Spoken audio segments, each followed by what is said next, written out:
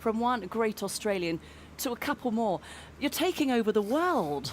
We are taking over the world, Kate, we Australians. I've got another one who's taken over the women's golf tour.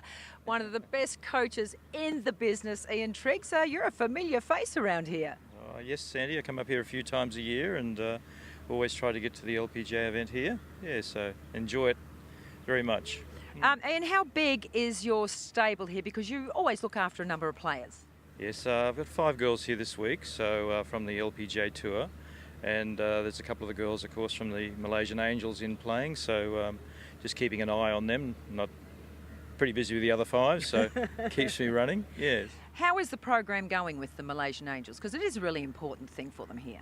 Yes, well this year there's been quite some changes. A lot of the girls have turned pros, so you now have around about 7 girls, Malaysian girls, have now turned professional, whereas only 5 years ago you only had 1, so it's a big difference. They're starting to grow and mature with their game. So, and also this year, there's a lot of really good young players coming through. So all the coaches in the area here are doing a great job and getting involved in the program. And so, yes, women's golf here is really growing.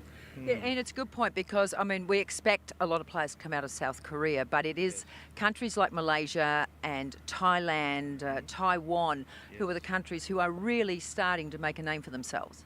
Yes, without a doubt. I mean, you go back when I was national coach in Australia, we had the Queen Sirikit Cup, and we used to travel away to all these events. And Australia then was very, very strong with Kari and all those players. But Asia's really grown so much, and they're so competitive. Congratulations to Sime Darby here, and many other countries companies throughout Asia who are really getting in and supporting the women. And all of a sudden, we've got some really competitive countries up here now. Yeah. Okay, tell me something I don't know. Have we got any players who are a little bit off the boil or you're concerned about at this point in time?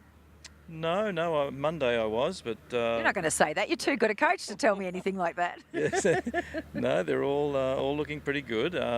Probably the green surfaces for a couple of them are a little different than what they're normal, and this heat is sort of makes it a little bit different. So, yeah, so that's probably an area that if they don't come from this sort of grass and experience it a lot, well, they struggle with that a little. And you'll be out there traipsing around after them today? Yes, I'm about to head out there and get involved. All right, well, have fun in the heat. And I see you're dressed for it, so well done. I'm certainly not. I'm supposed to have these long things on, but I still can't get my head around them. Yes, these are the best. Okay, thanks, Ian. Okay. Well done, Sandy. Well done, Ian. Sandy, while you've got Ian there, could you just very quickly ask him what his views are and why so many Koreans are dominating the LPGA? Why are they such good players? I have a quick question from Michael O'Dwyer. Why are so many Koreans dominating? The reason being is that they're highly motivated to do well. The support from their families is huge.